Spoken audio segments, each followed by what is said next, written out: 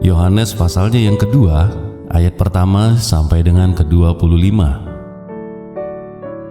Perkawinan di Kana. Pada hari ketiga, ada perkawinan di Kana yang di Galilea, dan ibu Yesus ada di situ. Yesus dan murid-muridnya diundang juga ke perkawinan itu. Ketika mereka kekurangan anggur, ibu Yesus berkata kepada mereka, "Mereka kehabisan anggur." Kata Yesus kepadanya, "Mau apakah engkau daripadaku, ibu? Saatku belum tiba." Tetapi ibu Yesus berkata kepada pelayan-pelayan, "Apa yang dikatakan kepadamu, buatlah itu."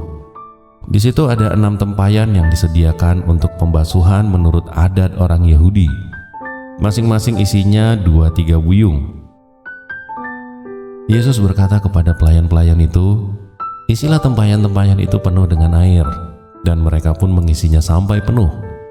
Lalu kata Yesus kepada mereka, "Sekarang cedoklah dan bawalah kepada pemimpin pesta." Lalu mereka pun membawanya. Setelah pemimpin pesta itu mengecap air yang telah menjadi anggur itu, dan ia tidak tahu dari mana datangnya, tetapi pelayan-pelayan yang mencedok air itu mengetahuinya. Ia memanggil mempelai laki-laki dan berkata kepadanya, "Setiap orang menghidangkan anggur yang baik dahulu, dan sesudah orang puas minum, barulah yang kurang baik. Akan tetapi engkau menyimpan anggur yang baik sampai sekarang." Hal itu dibuat Yesus di Kana yang di Galilea sebagai yang pertama dari tanda-tandanya, dan dengan itu ia telah menyatakan kemuliaannya, dan murid-muridnya percaya kepadanya.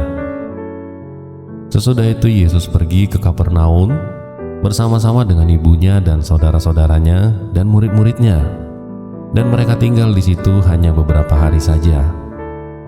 Ketika hari raya Paskah orang Yahudi sudah dekat, Yesus berangkat ke Yerusalem. Dalam bait suci didapatinya pedagang-pedagang lembu, kambing domba dan merpati, dan penukar-penukar uang duduk di situ. Ia membuat cambuk dari tali, lalu mengusir mereka semua dari bait suci dengan semua kambing domba dan lembu mereka. Uang penukar-penukar dihamburkannya ke tanah, dan meja-meja mereka dibalikkannya. Kepada pedagang-pedagang merpati ia berkata, "Ambil semuanya ini dari sini, jangan kamu membuat rumah Bapakku menjadi tempat berjualan." Maka teringatlah murid-muridnya bahwa ada tertulis, "Cinta untuk rumahmu menghanguskan aku." Orang-orang Yahudi menantang Yesus, katanya, "Tanda apakah dapat engkau tunjukkan kepada kami bahwa engkau berhak bertindak demikian?" Jawab Yesus kepada mereka, "Rombak bait Allah ini, dan dalam 3 hari aku akan mendirikannya kembali."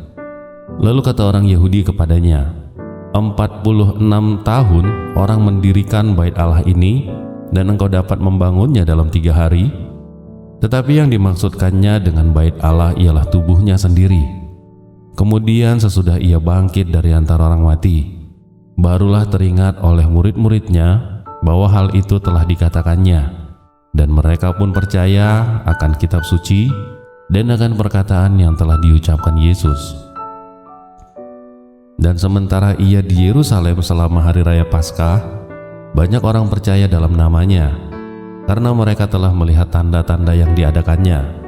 Tetapi Yesus sendiri tidak mempercayakan dirinya kepada mereka, karena ia mengenal mereka semua. Dan karena tidak perlu seorang pun memberi kesaksian kepadanya tentang manusia, sebab ia tahu apa yang ada di dalam hati manusia. Demikian firman Tuhan.